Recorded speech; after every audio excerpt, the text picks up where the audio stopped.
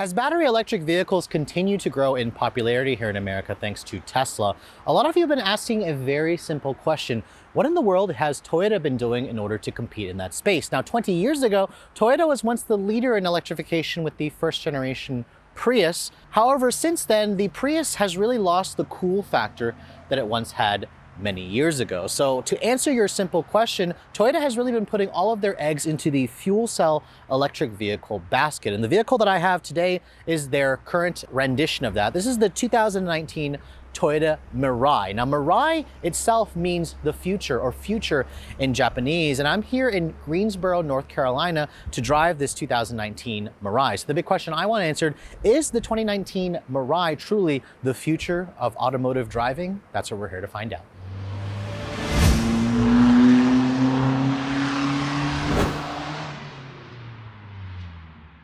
Now, starting with under the hood, this is what makes the Mirai very unique. Now, I got my first taste of a fuel cell vehicle earlier this summer when Hyundai flew me out to San Francisco to drive the all-new Nexo. Now, the Mirai has been around for a lot longer than the Nexo. Back in 2014 was the first model year. And what makes this vehicle special is the fact that it is powered by a fuel cell stack. This is a Toyota design powertrain. What a fuel cell essentially does is it converts hydrogen, compressed hydrogen in a gaseous form. It combines it with oxygen through electrolysis. It separates the protons and the electrons.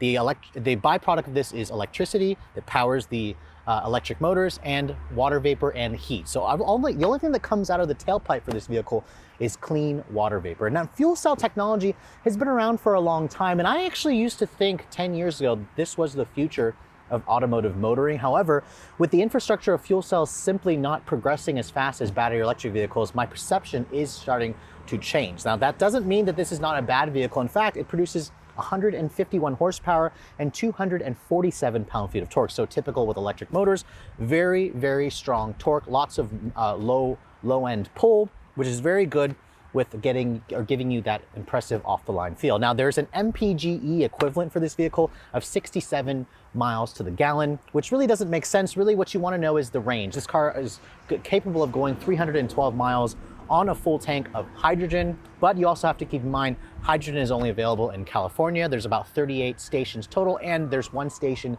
in Hawaii. So you can only buy this vehicle in California and in Hawaii. Now, it all goes out through a single speed reduction gear transmission, and all Mirais are only front wheel drive. This vehicle, with all of the compressed hydrogen in it, with all the technology, is pretty heavy. It weighs a little over 4,000 pounds.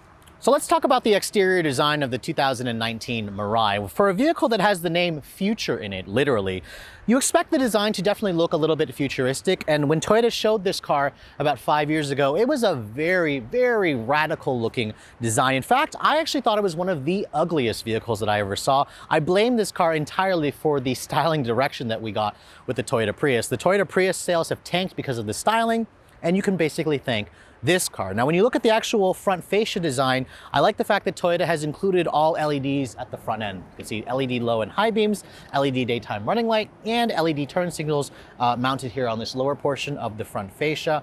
The one problem I have with the Mirai is the fact that it's very tall and very narrow, and I think it makes the car look dopey from certain angles. Now, this particular one here that I'm showing you in the crystal white pearl does look pretty nice. I like it with the black accents. You can see a lot of the vents that you see here are actual functional vents because you have to allow for cooling with the fuel cell stack. But overall, if you completely disagree with me, feel free to let me know in the comments below if you think this is actually a good looking car. Now, the polarizing design continues when you look at the side profile of the Toyota Mirai. You can see this is a relatively long sedan. This is about 10 inches longer than the current generation Prius at 100.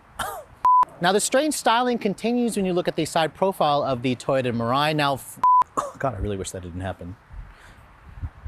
The polarizing design continues when you look at the side profile of the Toyota Mirai. Now, you can see this is a relatively long vehicle. In fact, it's about 10 inches longer than the current generation Toyota Prius at 192.5 inches long. This is about the same length as a Toyota Camry, and it rides on its own unique platform, of course, to accommodate the fuel cell stack and the hydrogen tanks. Now, this particular one that I'm showing you here has a really attractive set of 17-inch wheels. These are actually like kind of an aerodynamic design with the black inner spokes, the machine finish. It actually looks pretty good riding on 215/55 series tires. So just big enough to preserve the ride quality, but not looking too small like what you get on the current generation Prius. Now there's some elements in here that are definitely polarizing. There's this like black line that kind of cuts across here on the front fender. There's also a black A-pillar over here with a contrasting roof. It has that floating roof design here with the glass that you get on this particular angle, and the Mirai has a fully independent suspension. It has a black painted roof on this one. You cannot get a sunroof on this vehicle. And overall, it has some attractive angles, but I just think that Toyota should have made this thing a little bit lower, a little bit wider to give it a more sleeker profile than the somewhat frumpy proportions that you get with this particular design. Now, unfortunately, the design doesn't get much better when we look at the rear end of the 2019 Mirai. It just has a very robotic, very strange, very weird looking look to the taillights of this vehicle. It also, again, accentuates the fact that it's very tall and very narrow, not a particular design language that I prefer. I like the fact that Toyota has included an all LED taillight design over here. You can see LED turn signals, LED brake lights. The parking sensors back here are also nicely integrated. And then you have that triangular third brake light down here at the lower part of the bumper. Now, because this has two hydrogen tanks in it, which are reinforced with carbon fiber, there isn't really much cargo space when you open up the trunk. Now, this is a traditional sedan, and Toyota says you get around 10.2 cubic feet of space. You can see the seats do not fold down because that's where the hydrogen tanks are stored, which are lined with carbon fiber. So Toyota says it's very safe. And you also have hinges here that take up the space into your actual trunk area. So overall, the trunk is useful, but just know that you are making a compromise when you guys go for a fuel cell powered vehicle. So while the exterior of the Mirai doesn't look very appealing, at least for me, let's hop into the interior and see if that looks any better versus the exterior styling of this vehicle. The first thing I want to talk about here is the key fob for the car. It's actually a different key versus the other Toyota products. So I like the fact that it's a unique key. As you can see, the intelligent access with push button start comes standard. You can see you can open the trunk, activate the panic. This is a pretty nice key that I think Toyota should use on the rest of their models. Now, as you approach the door handle of the Mirai, you can see there's an area here where if you touch that will lock the doors for you. The mirrors also electrically fold. To unlock the door, just touch the back of the handle. And as you can see, that will unlock the door for you. Now, my Tester has this gorgeous combination of kind of a white exterior with a white and black two-tone interior. It definitely looks pretty nice. I love the seat design here with the two-tone with the black. It's got a 10-way power adjustment for the seat. It also has two-person memory. The seats themselves are only heated, but you also get a heated steering wheel. The steering wheel itself also is a power tilt telescoping design. It's overall a very appealing looking design, considering the fact that this came out back in 2014. Now, hopping in, you can see that very tall roof and just the general height of this vehicle makes for an easier step in height. So that's probably why Toyota decided to go with that actual design. When you shut the door, it has a solid thunk, but let me try that again because there are a bunch of water bottles in the door and it rattled. It actually sounds pretty solid. So again, this is a unique platform to the Mirai because this is a fuel cell powered vehicle. Now, when you want to start the vehicle up, just put your foot on the brake, push this button here to fire up the engine.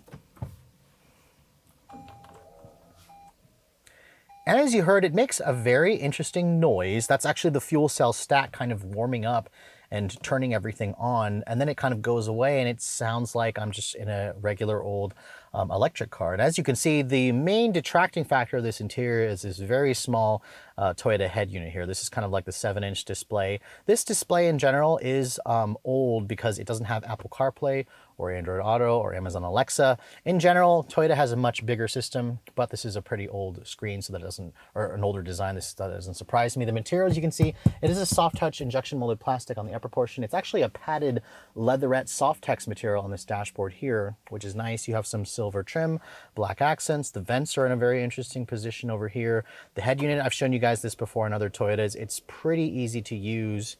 You can see there's your usual sources. The GPS looks very old, which again, Toyota has a much better system in their newer products. So I am looking forward to what they're going to do for the next generation Mirai. The door panels here, you can see, are nice and Softex leather padded, which is really good. You have one touch automatic up down for all 4 of the windows, which is nice. You have a nice grab handle over here. The steering wheel adjusts for reach and for rake, and its power, like I said. Overall, there's a very comfortable driving position in here that I really like. When you put the vehicle into reverse, you can see it has a backup camera, but no trajectory, just distance markers, and it has that annoying beeping noise, just like a Prius. I really think Toyota needs to go away with that. You don't need to have the beeping noise when you put it into reverse. You can see the vehicle comes with a power mode over here, or also comes with an eco mode, and then you can turn off the stability control or traction control if you'd like. The buttons themselves, they're very small and they don't feel all that substantial when you use it. The park is engaged by that P button over there. This Prius-like shifter here also controls the single speed reduction gear transmission. I do like this touch sensitive panel here for the climate controls, although I will say the graphics, while it is an LCD display, it just doesn't look all that impressive considering some of the stuff I've seen from other manufacturers where they do the touch panel over here, like Porsche, like Audi, like Jaguar and Land Rover, but those are luxury brands. But this car is charging luxury car money. So as you can see down here, heated steering wheel, you just have 2 level heated seats in a low and a high mode. And then over here you can see cup holders, which look a little bit on the smaller side. There isn't much storage in this vehicle. I was expecting a little bit more storage over here, over here. All you have is really your cup holder storage area, and that's it. The center console here, you can see it's nice and padded. There is a nice wireless charging pad over there, your USB port over there. You can turn the wireless charger on from that button over there, but you can see it takes up space. So all it has is really room for your phone and maybe some keys and your wallet. Over here, you can see the glove compartment is a pretty good size. It's damped and it's lined with felt, and the seats also are very comfortable and supportive. I love the Softex leatherette material they're using in here. It's very, very comfortable, and the white leather looks good. Above me, there is no sunroof. Toyota doesn't offer a sunroof on the Mirai, but overall, the cabin feels a lot more spacious than I thought it would. The infotainment system is very old, but it is a comfortable and inviting place to spend time, and it's very familiar if you guys have spent any time in the Toyota Prius. Now hopping into the back seat of the 2019 Mirai, you can see this is a big sedan on the outside. However, on the inside, it doesn't really have that much space in the actual back seat. Now, the first thing I am noticing, which I did not realize, this is only a 4-seater car, which is kind of a problem considering the new Hyundai Nexo offers, you know, the SUV versatility and more space in the actual back seat. I am happy to say that the seats back here are relatively comfortable, but there isn't really much foot space underneath this front seat. It's on both sides. There's just something blocking it over here, so it really accentuates the fact that this has very little legroom. There is a hump over here in the center tunnel, which doesn't matter because there's actually no seat back here. But in terms of features, heated rear seats, rear seat air vents, there's actually 2 USB ports and a power outlet over there. So overall, it's not bad, but I think Toyota needs to work on improving the, functionality of the space back here to give backseat passengers a little bit more room. So even though the Toyota Mirai has been around since 2014, this is genuinely my first time driving this vehicle. And the simple answer for that is because that Toyota only offers this thing in California and in Hawaii. I mean, I had my chance to finally drive my first fuel cell vehicle earlier this summer with Hyundai when I drove the new Hyundai Nexo. I came away relatively impressed with that car. I just drove like a traditional, plug-in hybrid or hybrid electric vehicle. If you've driven a battery electric vehicle, a fuel cell vehicle is very, very similar. But getting behind the wheel of the Mirai, my first impressions are it feels like I'm driving a slightly bigger Prius. It feels exactly like the last Prius I drove, but the vehicle is wider, the dash is a little bit taller. I mean, obviously the interior is different. I love this white interior option. It really just looks really good. But let's get out into the main road here and put our foot down. This thing is front wheel drive, as you can see, and it will spin the front tires out, but I am relatively impressed. This thing actually feels kind of peppy, and when you put your foot down, it makes a very interesting wee noise from the whirring of the fuel cell stacks. It's a very, very interesting car. I'm trying to remember the Nexo when I drove that, because the Nexo also had a similar noise, but for some reason this car feels slightly quicker than that Nexo that I last drove.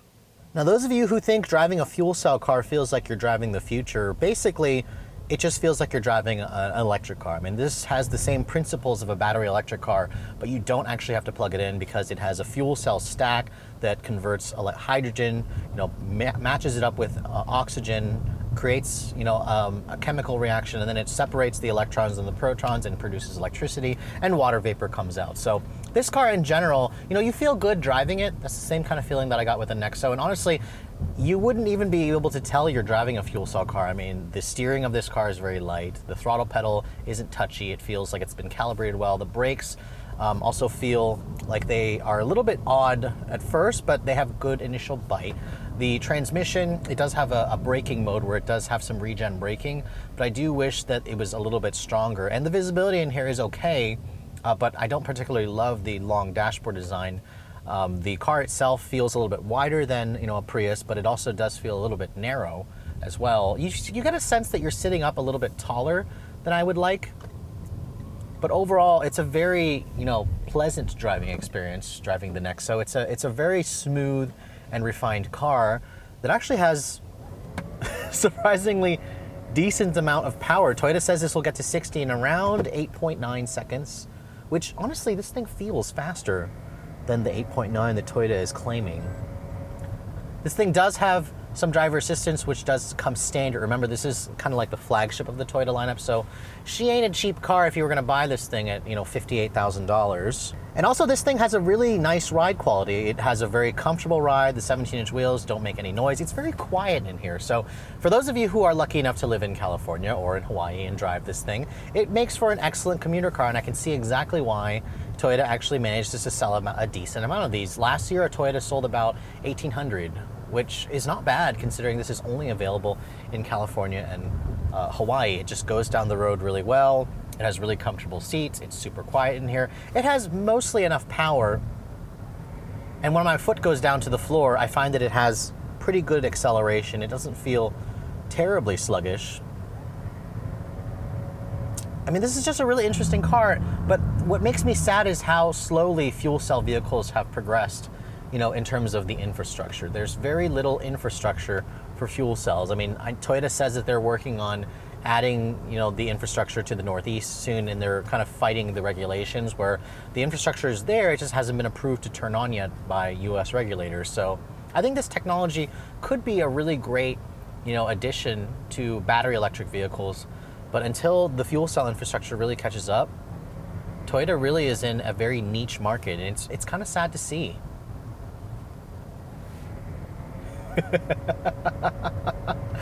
That noise is seriously hilarious. It sounds like a mixture of a hairdryer with some kind of like kitchen appliance whirring noise, like a blender. It's weird. It's definitely weird. But everything else about the Mirai is really easy to drive. And in terms of handling, I wasn't expecting this thing to be a sporty car to drive. It's a front-wheel drive architecture, which is interesting because the new Mirai, which will be coming out next year, is moved to a rear-wheel drive architecture. But it's just a very soft, very comfortable car that will be a very pleasant commuter for most people.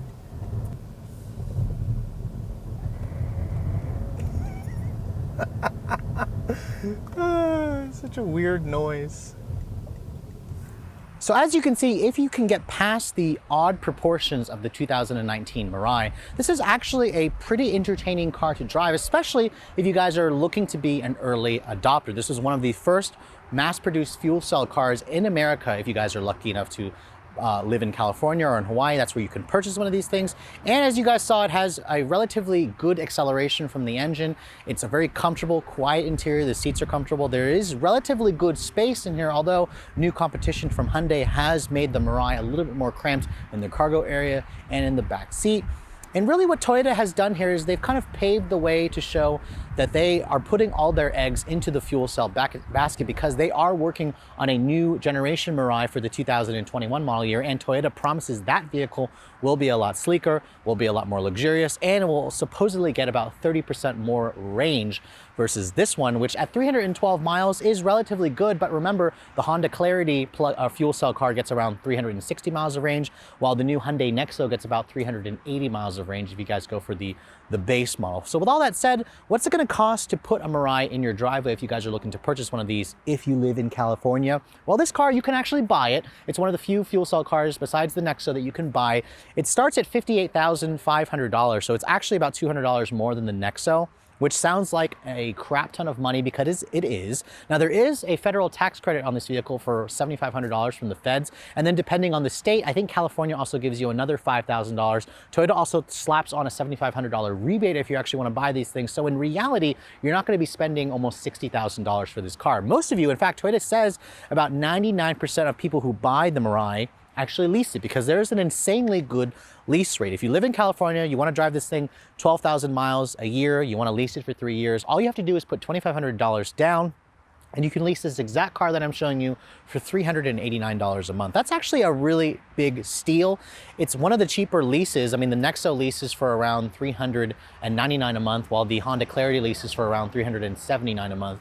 Both of them are going to require around $2,500 to $3,000 down, which is exactly why I feel that fuel cells make an intriguing and affordable proposition if you guys are looking to buy one of these as your commuter car or lease it. Because remember, when you lease this thing, you get free fuel for 3 years or $15,000 worth of free fuel, which is nice. However, I'm going to question the fact that this perk that you get when you buy this car as an early adopter will probably go away, because I don't think Toyota can afford to give you guys free fuel forever, considering the fact that when I was in California driving the Nexo, hydrogen there costs around $16.66 per kilogram. This one here has a slightly over 5 kilogram capacity tank, so you're looking at around $80 to $100 fill up. So until hydrogen has the infrastructure, until they can get the cost of hydrogen down to less or equal to gasoline, the price of regular gasoline, for me, it continues to solidify my choice as battery electric vehicles being way further along, especially when you look at the infrastructure. But I do think hydrogen cars have a place and a future, but until the infrastructure is there,